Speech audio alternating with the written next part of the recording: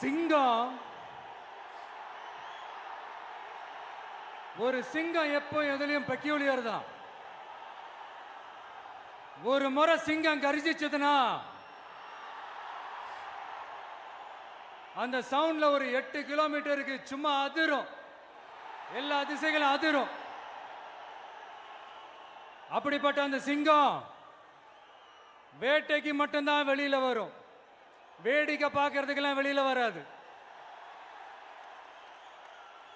வேட்டையில கூட உயிரோடு இருக்கிற மிருகங்களை தான் வேட்டையாடும். அதுலயும் பெரும்பாலும் தன்னை விட பெரிய சைஸ் உள்ள மிருகங்களை தான் குறி வச்சு தாக்கும், ஜெயிக்கும்.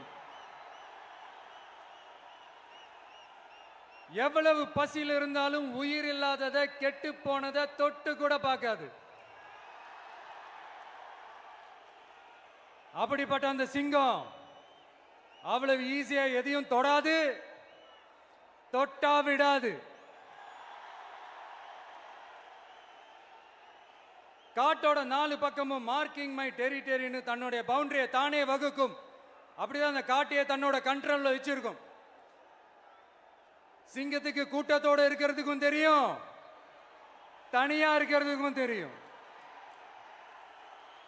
அப்படியே தனியா வரணும்னு நினைச்சாலும் அஞ்சாம அலட்டிக்காம சும்மா கெத்தா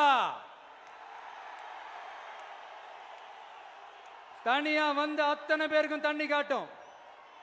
எப்போ எதிலையும் தன்னோட தனித்தன்மையை இழக்கவே இழக்காது. Yes, a lion is always a lion.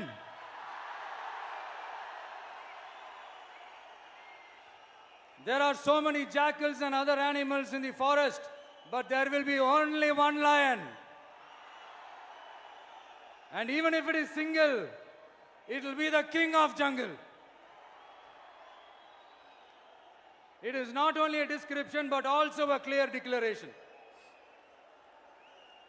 சிங்கத்தை பத்தி பேசிட்டு நம்ம சிங்க குட்டிகளையும் சிங்க பெண்களையும் பத்தி நம்ம பேசாம இருக்க முடியுமா? அவங்கள எப்படி நான் மறப்பேன்? அவங்க தான் என்னுடைய உயிராச்சே, என் நெஞ்சில் குடியிருக்கும்.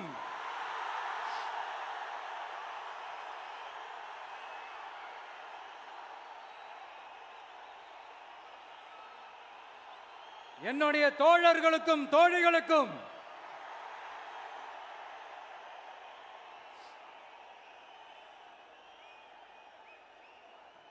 நேர்ல வர முடியாத சூழல்ல வீட்டில் இருந்துகிட்டே நம்மளோட இந்த மாநாட்டில் நேரலை வாயிலாக கலந்துகிட்டு இருக்கிற என்னுடைய அம்மாக்கள், அக்கா தங்கைகள், அண்ணன் தம்பிகள், நண்பர்கள் அனைவருக்கும் என்னோட உயிர் வணக்கம்.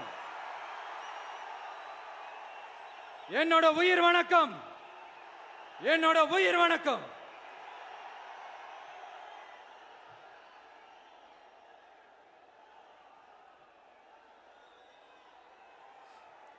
வீரம் விளையும் மாமதுரை மண்ணை வணங்குகிறேன். இந்த மதுரைனாலே உடனே ஞாபகத்துக்கு வரது சீறி பாஞ்சி துள்ளி குதிக்கிற யாருக்கும் அடங்காத காளைகள் விளையாடுற அலங்காநல்லூர் ஜல்லிக்கட்டு தான். நம்ம வைகை ஆறு தான். அழகர் ஆத்துல இறங்குற வைபவம், மதுரை மீனாட்சி அம்மன். இந்த மண்ணோட உண்மையான குணம் உணர்வு பூர்வமான மண் இது. அது மட்டும் இல்ல, இந்த மண்ணில் வாழ்ற மக்களும் அப்படித்தான் உணர்வு பூர்வமான ஆளுங்க. நான் இந்த மண்ணில் கால் எடுத்து வச்ச உடனே ஒரே ஒருத்தரை பத்தி தான் மனசுக்குள்ள ஓடிக்கிட்டே இருந்தது.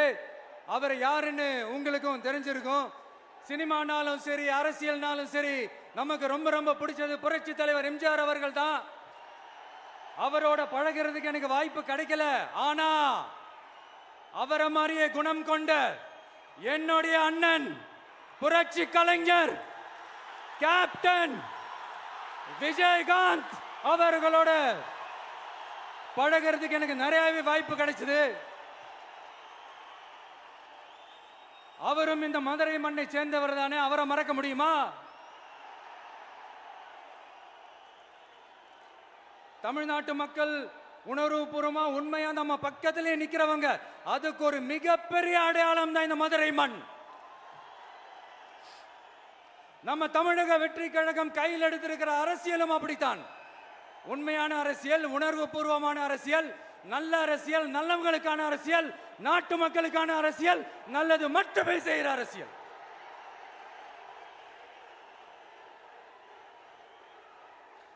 இதோ நம்மளுடைய இந்த இரண்டாவது மாநில மாநாடு வாகை சூடும் வரலாறு திரும்புகிறது.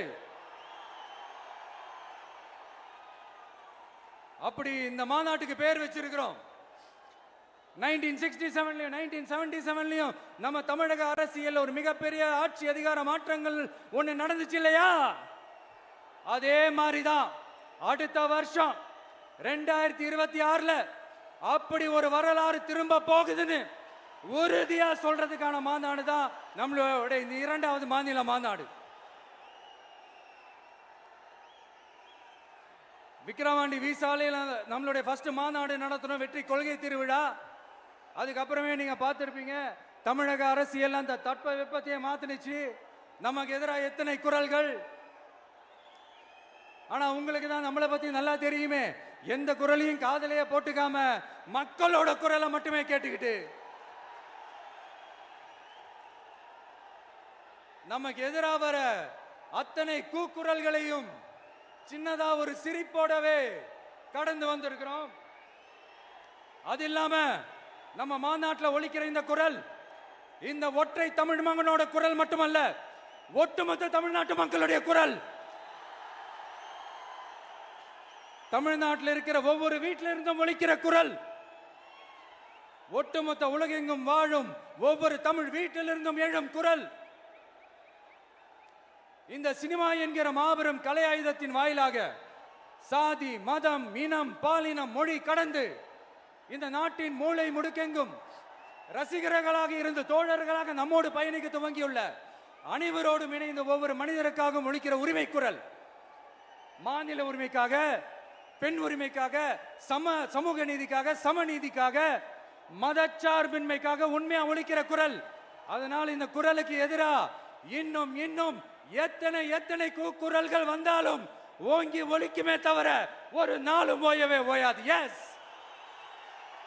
it is an unstoppable voice, an unstoppable force.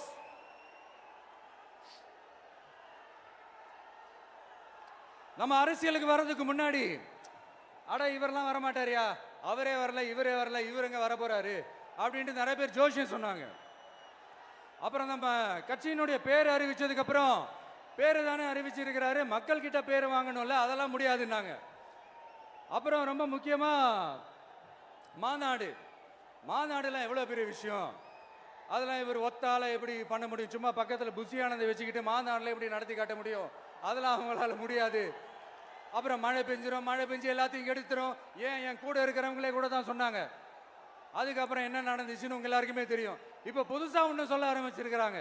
அது என்னடானா, ஆட்சியை பிடிக்கிறதெல்லாம் அவ்வளவு ஈஸி இல்லை இல்லையா.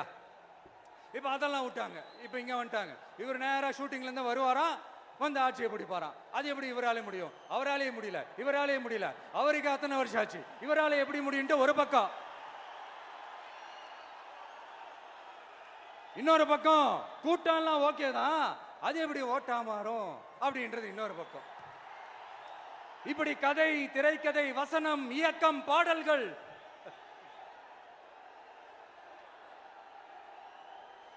அதனால இந்த அரசியல் ஆய்வாளர்களுக்கு நான் சொல்றதெல்லாம் ஒன்னேதான், நல்லா கேட்டுக்கங்க. இந்த விஜய் ஏதோ இந்த பல லட்சம் பேர் கூடுற கூட்டத்தில் மட்டுமே இருக்கிறாரு அப்படின்னு மட்டும் தப்பு கணக்கு போட்டாதீங்க. ஏன்னா நம்மளுடைய இந்த கூட்டம் வெறும் ஓட்டா மட்டும் இல்லைங்க, வரப்போற தேர்தலில் மக்கள் விரோத ஆட்சியாளர்களுக்கு நாம வைக்க போற வேட்டா, நம்மளை கோட்டைக்கு அனுப்ப போற ரூட்டா இருக்க போதுன்னு சீக்கிரமாவே தெரிஞ்சுப்பீங்க. ஏன்னா கோடிக்கணக்கானவங்களோட ஹார்ட்லயும் வீட்லயும் ஏற்கனவே ஆல்ரெடி உயிரா, உணர்வா, உறவா இருக்கிறோம். நம்மளுடைய கனெக்ட் எல்லாம் வெறும் மக்களோட மட்டும்தான். நாம யாருன்னு அவங்களுக்கு தெரியும், அவங்க யாருன்னு நமக்கு தெரியும். நாமளும் நம்ம மக்களும் எப்படி இருக்கிறோம்னு எதிரிங்களுக்கு நல்லாவே தெரியும். இருந்தாலும் இந்த விஜய் எதுக்குப்பா வந்திருக்கிறாரு, இவர் என்ன புதுசா என்ன திட்டம்லாம் சொல்லிட்டாரு அப்படின்னு வேற நிறைய கேள்விகள். இந்த சொல்றேன் தெரிஞ்சுக்கங்க. பெண் குழந்தைகள், பெண்கள் மற்றும் வயசானவங்களோட பாதுகாப்புல தான் நம்ம பிரையாரிட்டியே. அடுத்து இளைஞர்கள், உழவர்கள், உழைப்பாளர்கள், நெசவாளர்கள், மீனவர்கள், ஆதரவற்ற முதியோர்கள், மாற்றுத்திறனாளிகள், மூன்றாம் பால் இனத்தவர்கள்னு இன்னும் இங்க யாருக்கெல்லாம் கவர்மெண்டோட ஒரு ஸ்பெஷல் அட்டென்ஷன் தேவையோ அவங்க எல்லாருக்குமான ஒரு கவர்மெண்ட் அமைக்கிறது தான் நம்ம இலக்கே. நான் ஏற்கனவே சொன்னதை தான் இங்க நான் திரும்பவும் சொல்றேன். நம்மளுடைய இந்த தமிழக வெற்றி கழகம் ஏதோ அரசியல் ஆதாயத்துக்காக தொடங்கப்பட்ட கட்சியெல்லாம் கிடையாதுங்க. கொள்கை கோட்பாடுகளோடு தந்தை பெரியார், பெருந்தலைவர் காமராஜர், அண்ணல் அம்பேத்கர், வீரமங்க வேலு நாச்சியார், மக்கள் சேவகர் அஞ்சலை அம்மாள், நம்மளுடைய 5 கொள்கை தலைவர்களோட வழிகாட்டுதல்களோடு தொடங்கப்பட்ட கட்சி. நம்ம ஸ்டாண்ட்ல நாம எப்பவுமே ஸ்ட்ராங்கா தாங்க இருக்கிறோம். அதுல எந்த மாற்றத்துக்கோ எந்த சமரசத்துக்கோ துளி கூட இடமில்லை. நம்மளுடைய ஒரே கொள்கை எதிரி பாஜக தான். நம்மளுடைய ஒரே அரசியல் எதிரி திமுக தான். எப்படி? நம்மளுடைய ஒரே கொள்கை எதிரி, நம்மளுடைய ஒரே அரசியல் எதிரி ஏதோ அண்டர் கிரவுண்ட் ஆதாயத்துக்காக டீல் போட்டுக்கிட்டு டீல் பேசிக்கிட்டு இந்த அலையன்ஸ் வச்சுக்கிட்டு இந்த ஊரை ஏமாத்துற கட்சி எல்லாம் நம்ம டிவிக்கே கிடையாதுங்க. யாருக்காகவும் எதுக்காகவும் எந்த பயமும் கிடையாது. மாபெரும் பெண்கள் சக்தி நம்மளோட இருக்கிறாங்க, மாபெரும் இளைஞர்கள் சக்தி நம்மளோட இருக்கிறாங்க, ஒட்டுமொத்த தமிழ்நாட்டு மக்களுடைய சக்தி நம்மளோட நிக்கிறாங்க. அப்படி இருக்கும்போது இந்தியாவில் இருக்கிற எல்லா ஸ்டேட்லயும் வாழ்ற நம்ம தமிழ் நெஞ்சங்கள் மட்டும் இல்ல, உலகம் பூரா 100க்கும் மேலான நாடுகள்ல வாழ்ற நம்ம தாய் தமிழ் உறவுகள் எல்லாருமே என்ன விஜய் தளபதி விஜய் இல்லனா விஜய் தளபதி இப்படி சொந்தம் கொண்டாடுற கோடிக்கணக்கானவங்களோட அன்பு மாசியும் நம்மளோட இருக்கும்போது, இவங்க எல்லாருமே நம்மளோட நிற்கும் போது எதுக்குங்க இந்த பாசிச பாஜகவோட நேரடி கூட்டணியோ இல்ல மறைமுக கூட்டணியோன்னு உறவு வச்சுக்க? நாம என்ன உலகமாக ஊழல் கட்சி என்ன?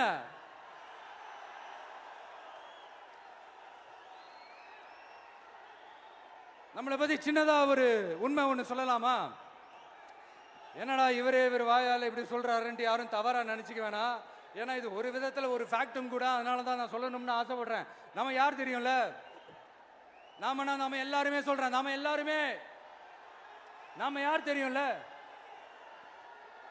இந்தியாவின் மாபெரும் மக்கள் சக்தி கொண்ட ஒரு மகத்தான வெகுஜன மக்கள் படை.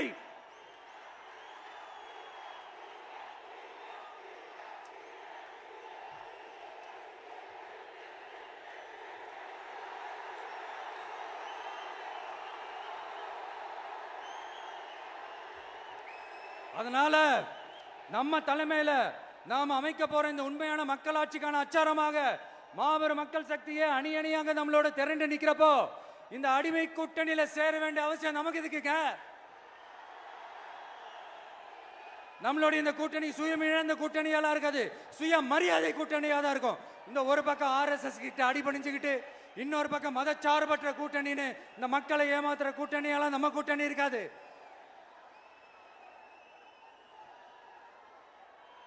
நான் இப்பவும் சொல்றேன், நம்மளை நம்பி வர்றவங்களுக்கு ஆட்சியிலும் அதிகாரத்திலும் உறுதியாக பங்களிப்பு செய்யப்படும். உடனே இந்த கேள்விகள்லாம் வரும். அப்ப யாரு கூட்டணி, யாரு வரா, யாரு போறா, இந்த கேள்விகள்லாம் வரும். இந்த கேள்விகளுக்கெல்லாம் ஒரே ஒரு பதில் தான், சஸ்பென்ஸிலே சஞ்சாரம் செய்யுங்க. ஆனா ஒண்ணு, 2026ல 2 பேருக்கு நடுவுல தான் போட்டியே. ஒன்னு TVK, இன்னொன்னு DMK. இந்த போட்டி எப்படி இருக்க போதுன்னா, இந்த அலையன்ஸை வச்சு எப்படியாவது நம்ம தப்பிச்சிடலாம். என்ன இந்த பழைய இந்த மேத்தமேட்டிக்ஸ் அரித்மேட்டிக்ஸ் இதெல்லாம் வச்சு எப்படியாவது நம்ம தப்பிச்சிடலாம் அப்படின்னு நினைக்கிறவங்களோட அந்த கனவு ஒரு நாளும் மைப்படாது. சரி, இப்ப நம்ம வேற ஒரு ஏரியாவுக்கு ஒன்று வருவோம்.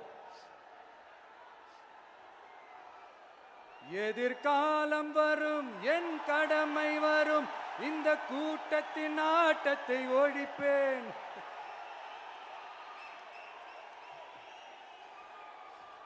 மக்கள் அரசியல் என்ற அந்த சவுக்க கையில் எடுக்கலாமா?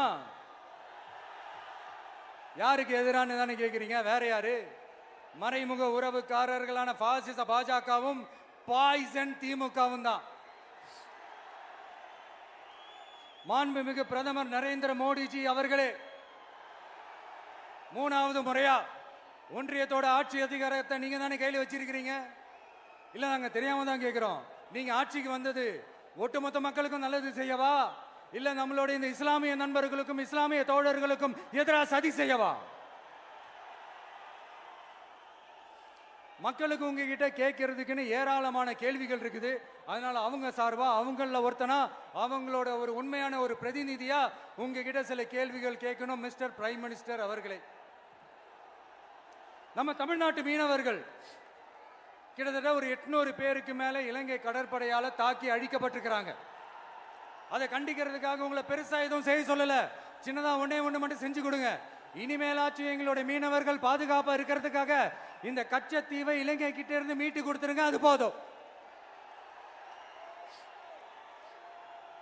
உங்களுடைய இந்த முரட்டு பிடிவாதத்தால நீங்க நடத்துற இந்த நீட்டு தேர்வு, அதனால இங்க என்னென்ன நடக்குதுன்னு சொல்றதுக்கே மனசு வலிக்குது.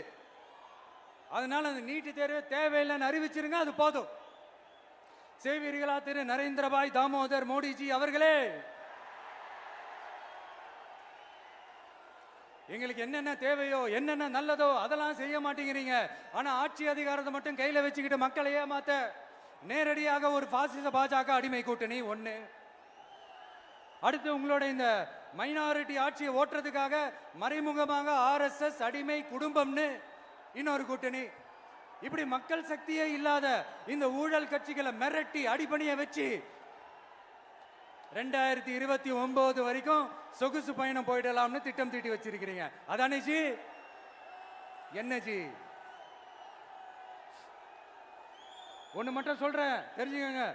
என்னதான் நீங்க இந்த நேரடி மறைமுக கூட்டணின்னு குட்டிகரணம் போட்டாலும் தாமரை இலையில தண்ணியே ஒட்டாது. தமிழக மக்கள் மட்டும் எப்படி ஒட்டுவாங்க?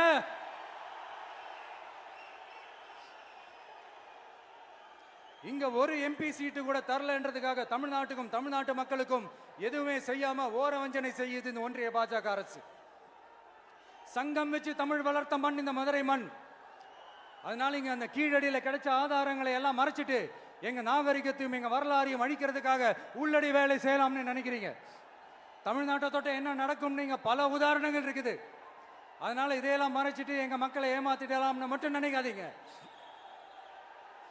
மத நல்லிணக்கத்திற்கு பெயர் பெற்ற இந்த மதுரை மண்ணிலிருந்து சொல்றேன், உங்க எண்ணம் எல்லாம் ஒரு நாளும் ஈடேறாது.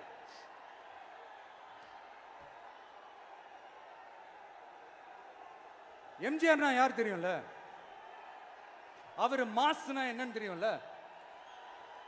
அவர் உயிரோடு இருக்கிற வரைக்கும் அந்த CM சீட்டை பத்தி ஒருத்தராலையும் நினைச்சு கூட பார்க்க முடியல, கனவு கூட காண முடியல. எப்படியாவது அந்த CM சீட்டை என்கிட்ட கொடுத்துருங்க, என் நண்பர் எம்ஜிஆர் திரும்ப வந்ததுக்கு அப்புறம் நான் திருப்பி கொடுத்துறேன்னு தன்னோட எதிரியை கூட மக்கள் கிட்ட கெஞ்ச வச்சவர் எம்ஜிஆர். எப்படி கெஞ்ச வச்சவர்? அதனால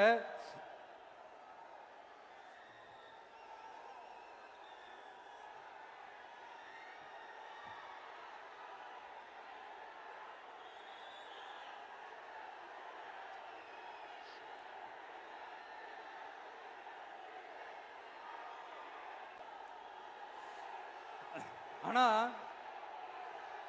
இப்போ அவர் ஆரம்பிச்ச அந்த கட்சியை, எம்ஜிஆர் அவர்கள் ஆரம்பிச்ச அந்த கட்சியை கட்டி காக்கிறது யாரு? இன்னைக்கு அந்த கட்சி எப்படி இருக்குது அதை நான் சொல்லிதான் உங்களுக்கு தெரியணுமா என்ன? அப்பாவி தொண்டர்கள் அதை வெளியில சொல்ல முடியாம வேதனையில தவிக்கிறாங்க. 2026 சட்டமன்ற தேர்தலில் யாருக்கு இங்க தமிழ்நாட்டுக்குள்ள வந்தாலும் அவங்க வித்தை எல்லாம் இங்க வேலைக்கே ஆகாது. இப்ப ஆட்சியில இருக்கிற இந்த வெற்றி விளம்பர மாடல் திமுக என்ன செய்துன்னு தெரியும்ல?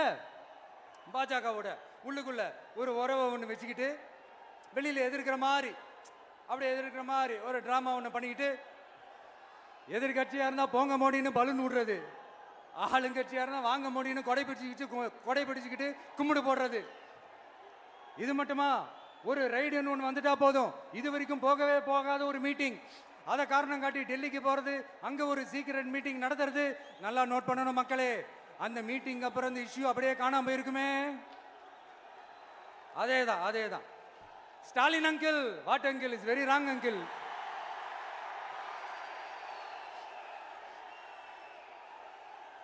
இப்படி தமிழ்நாட்டில் இப்ப நடக்கிற இந்த ஆட்சியினுடைய லட்சணத்தை பார்த்துக்கிட்டு நாம எப்படி சும்மா இருக்க முடியும்?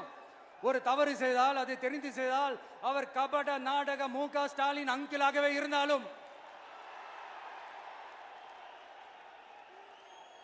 அங்கிள் அங்கிள் உங்களுக்கு மனசாட்சின்னு ஒன்று இருந்துச்சுன்னா நாங்க கேட்கிற கேள்விகளுக்கு மட்டும் கொஞ்சம் பதில் சொல்லுங்க அங்கிள். நீங்க நடத்துற இந்த ஆட்சியில நேர்மை இருக்கா? நியாயம் இருக்கா? ஊழல் இல்லாம இருக்கா? சட்டம் ஒழுங்கு சரியா இருக்கா? பெண்களுக்கு பாதுகாப்பு இருக்கா? பொதுமக்களுக்கு பாதுகாப்பு இருக்கா? இயற்கை வளங்களுக்கு பாதுகாப்பு இருக்கா? சொல்லுங்க மை டியர் அங்கிள், சொல்லுங்க. டாஸ்மாக்ல மட்டுமே இது வரைக்கும் 1000 கோடிக்கு மேல ஊழல்னு சொல்றாங்க. அதுல மட்டுமா தப்பு நடக்குது? வேற எதுல தான் நடக்கல? உலகத்திலே மிஸ்டர் கிளீன் ரெக்கார்ட்ஸ் எல்லாம் உங்களுக்கும் உங்க கூட இருக்கிறவங்களுக்கும் மட்டும்தான் அங்கிள் கொடுக்கணும். இதை பார்த்து வாயே இல்லாத ஊரு கூட வயிறு வலிக்கு சிரிக்குது. பெண்களுக்கு 1000 ரூபாய் கொடுத்துட்டீங்கன்னா போதுமா அங்கிள்? அப்படியே அது மூடி மறைச்சிடலான்னு பாக்குறீங்களா? படிக்கிற இடத்துல, வேலைக்கு போற இடத்துல, வெளியில போற இடத்துலன்னு அவங்களுக்கு பாதுகாப்பே இல்லைன்னு ஒட்டுமொத்த பெண் பிள்ளைங்களும் பெண்களும் கதறாங்க. அந்த கதறல் சத்தம் ஏதாவது உங்க காதுல கேக்குதா அங்கிள்? இதுல வேற உங்க அப்பான்னு கூப்பிடுறாங்கன்னு வேற சொல்றீங்க. What is this uncle? Is very very wrong uncle, is very very wrong.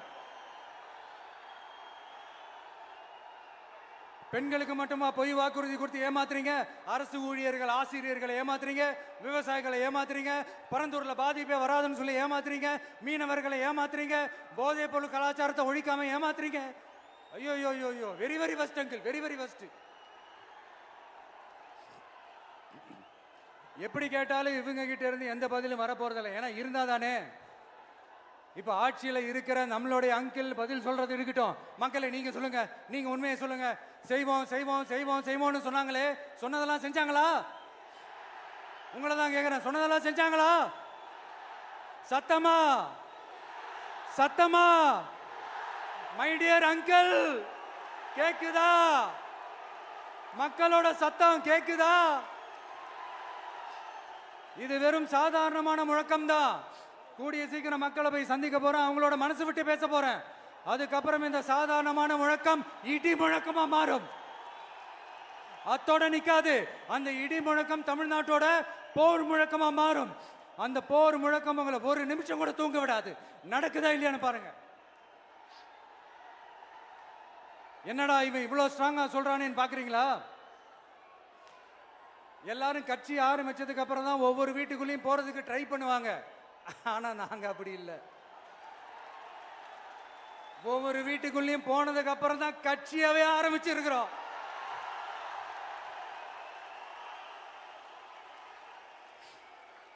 அதனால ஒட்டுமொத்தமா எல்லாருமா சேர்ந்து இந்த திமுக ஆட்சிய, கபட நாடக திமுக ஆட்சிய 2026 தேர்தலில் வீட்டுக்கு அனுப்புறோம். வீட்டுக்கு அனுப்புறோம். என்ன நண்பா, சரிதானே? என்ன நண்பி, செய்வீர்கள் தானே? இப்போ உங்களுக்கு சின்னதா ஒரு சர்ப்ரைஸ். நம்ம கட்சியினுடைய வேட்பாளர் பட்டியலை இப்ப நான் அறிவிக்க போறேன். மதுரை கிழக்கு வேட்பாளர் விஜய். இன்னும் முடிக்கல. ஒரு நிமிஷம், இன்னும் முடிக்கல. மதுரை மேற்கு வேட்பாளர் விஜய். மதுரை மத்தி வேட்பாளர் விஜய். மதுரை தெற்கு வேட்பாளர் விஜய். மதுரை வடக்கு வேட்பாளர் விஜய். மேலூர் விஜய். சோழவந்தான் விஜய். திருப்பரங்குன்றம் விஜய். திருமங்கலம் விஜய். உசிலம்பட்டி விஜய்.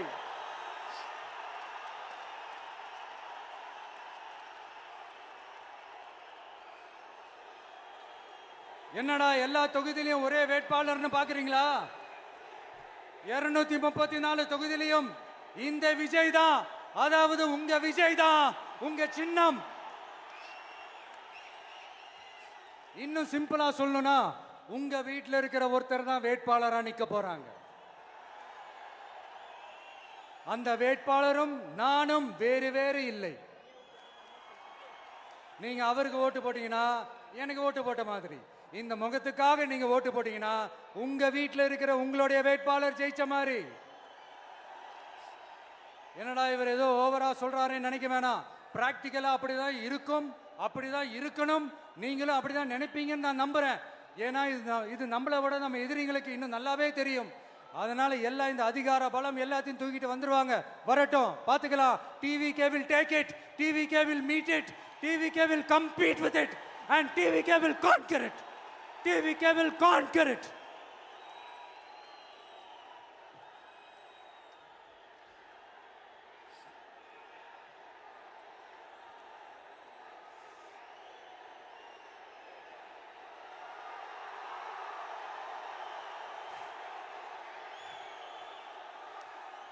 இந்த நேரத்தில் நம்ம மனசுல இருக்கிறத மக்கள் கிட்ட சொல்லி ஆகணும். தூத்துக்குடி ஸ்னோலினோட அம்மா என்ன அவங்களோட தம்பி, இன்னும் அவங்க பொண்ணுக்கு நான் தாய் மாமன்னு சொன்னாங்க. அந்த அக்காவோட குழந்தைங்க மட்டும் இல்லைங்க, என்ன அண்ணனா தம்பியா நினைக்கிற தமிழ்நாட்டில் இருக்கிற என்னோட எல்லா சகோதரிகளின் குழந்தைகளுக்கும் நான் இன்னைக்கு மட்டும் இல்ல, என்னைக்குமே ஒரு தாய் மாமனா தான் இருப்பேன். நீங்க எல்லாரும் என்னுடைய ரத்த உறவு, கூட பிறந்த பொறுப்பு. என் வீட்டு ரேஷன் கார்டுல வேணா உங்க பேர் இல்லாம இருக்கலாம், உங்க வீட்டு ரேஷன் கார்டுல வேணா என் பேர் இல்லாம இருக்கலாம். ஆனா நாம எல்லாரும் ஒண்ணுதான், உறவு தான். நமக்கு இடையே எந்த அரசியலும் உள்ள நுழையவே முடியாது. என்கிட்ட இருந்து உங்களையும் உங்ககிட்ட இருந்து என்னையும் எந்த சக்தியாலும் பிரிக்கவே முடியாது. அப்புறம் நான் ஒன்னும் இந்த மார்க்கெட் போனதுக்கு அப்புறம், ரிட்டையர் ஆனதுக்கு அப்புறம் அடைக்கலம் தேடி அரசியலுக்கு வரல, படைக்கலனோட வந்திருக்கிறோம். பவர்ஃபுல் ஃபோர்ஸோட, மாபெரும் படை வரிசையோட, எல்லாத்துக்கும் தயாராகி தான் வந்திருக்கிறோம். இவ்வளவு தயாரா நாம அரசியலுக்கு வர்றதுக்கு ரொம்ப ரொம்ப முக்கிய காரணம் ஒண்ணு இருக்கு. அது என்ன தெரியுமா? நன்றி கடன், நன்றி கடன், நன்றி கடன். கிட்டத்தட்ட ஒரு 30 வருஷமா, 30 வருஷத்துக்கு மேல நீங்க தான், நம்ம மக்கள் தான் என் கூட நிக்கிறீங்க, எனக்காக நிக்கிறீங்க, என்னை தாங்கி பிடிக்கிறீங்க, மனசுல ஏந்தி பிடிக்கிறீங்க, தாய் அன்போட மடியில ஏந்திக்கிறீங்க. உண்மையை சொல்லணும்னா வேற யாரை விடவும் எனக்கு இந்த அன்பையும் ஆதரவையும் கொடுத்துருக்கிறீங்க. என் மேல உயிரையே வச்சிருக்கிறீங்க. என்ன உங்க வீட்டுல ஒருத்தனாவே ஆக்கிட்டீங்க. நீங்க எனக்கு கடவுள் கொடுத்த வரம்.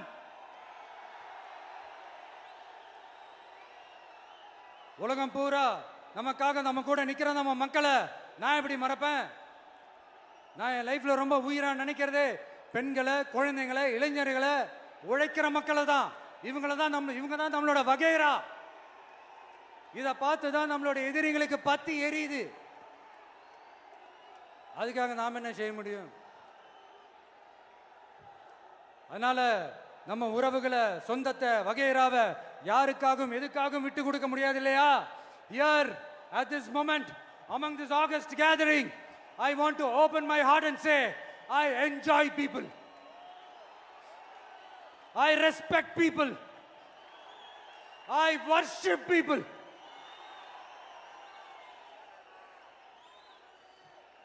சரிப்பா, இவ்வளவு செஞ்ச நம்ம மக்களுக்கு நன்றி கடனா உன்னால முழுமையா செலுத்த முடியுமான்னு கேட்டா சத்தியமா சொல்றேன், என்னால முடியாதுதான்.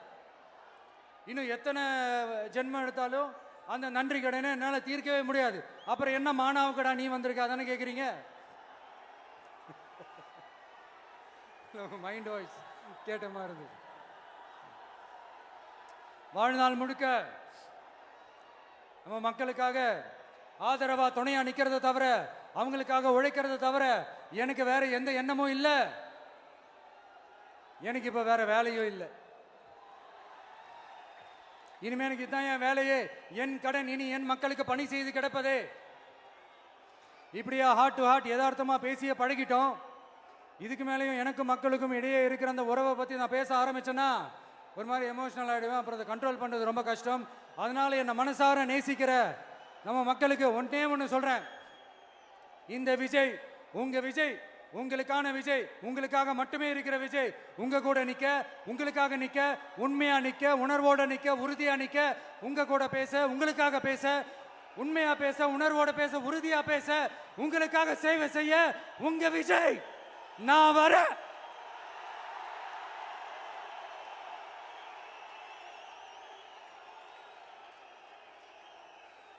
சொல்லல முக்கியம், செயல் செயல் செயல் தான் முக்கியம்.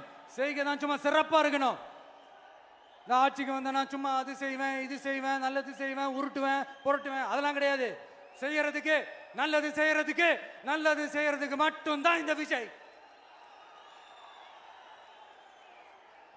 அப்புறம் ஒரு அரசியல் தலைவன், அவன் சினிமாக்காரனா, நல்லவனா, கெட்டவனா, இதெல்லாம் தாண்டி அவன் உண்மையானவனா, அதுதான் ரொம்ப ரொம்ப முக்கியம். இது சம்பந்தமா ஒரு குட்டி கதை ஒன்று சொல்றேன். ஒரு நாட்டில் ஒரு ராஜா தனக்கு பக்கபலமா இருக்கிறதுக்காக, கூட துணையா இருக்கிறதுக்காக ஒரு தளபதியை தேடுறாரு. சரியான தகுதிகளோட ஒரு 10 பேர் செலக்ட் ஆகுறாங்க. ஆனால் அதில் ஒருத்தர் மட்டும் தான் செலக்ட் பண்ணணும். அதனால அந்த ராஜா என்ன பண்றாருன்னா ஒரு டெஸ்ட் வைக்கிறாரு. அந்த 10 பேர் கையிலையும் விதை நெல்லை கொடுத்து இதை நல்லா வளர்த்து கொண்டு வாங்க, ஒரு 3 மாசம் கழிச்சு வாங்கன்னு சொல்லி அனுப்பி வச்சிடுறாரு. 3 மாசம் கழிச்சு வரும்போது அதில் ஒருத்தர் ஆளு உயரத்துக்கு வளர்த்துருந்தாரு, ஒருத்தர் தோல் உயரத்துக்கு வளர்த்துருந்தாரு. அதில் ஒரு 9 பேரும் நல்லா வளர்த்து கொண்டு வந்திருந்தாங்க. ஒருத்தர் மட்டும் வெறும் தொட்டியோடவே வந்தார். என்னன்னு கேட்டதுக்கு, நானும் தண்ணி ஊற்றி ஊற்றி பார்க்குறேன், உரம் வச்சு வச்சு பார்க்குறேன், வளரவே மாட்டேங்குது ராஜா, என்ன பண்ணுறதுன்னு தெரியலன்னு சொன்னதுக்கு ராஜா அவரை கட்டி அணைச்சிக்கிட்டு, இனிமே நீதான் என்னுடைய தளபதி, எல்லா அதிகாரமும் உனக்கு தான் சொன்னார். ஏன்னா அந்த 10 பேர் கையிலையும் ராஜா கொடுத்தது அவித்த விதை நெல், அது முளைக்கவே முளைக்காது. அந்த 9 திருட்டு பயலும் என்ன பண்ணியிருக்காங்கன்னா வேற விதை நெல்லை வாங்கி அதை வளர்த்துட்டு ராஜாவையும் மக்களையும் ஏமாத்திருக்கிறாங்க. ஆனா இவர் மட்டும் உண்மையை போட்டு உடைச்சிட்டார். அதனால ஒரு நாட்டுக்கு திறமை எந்த அளவுக்கு முக்கியமோ அந்த அளவுக்கு உண்மையும் நேர்மையும் முக்கியம். இப்போ நீங்க எல்லாரும் தான் அந்த ராஜா. நீங்க தேர்ந்தெடுக்க போற அந்த தளபதி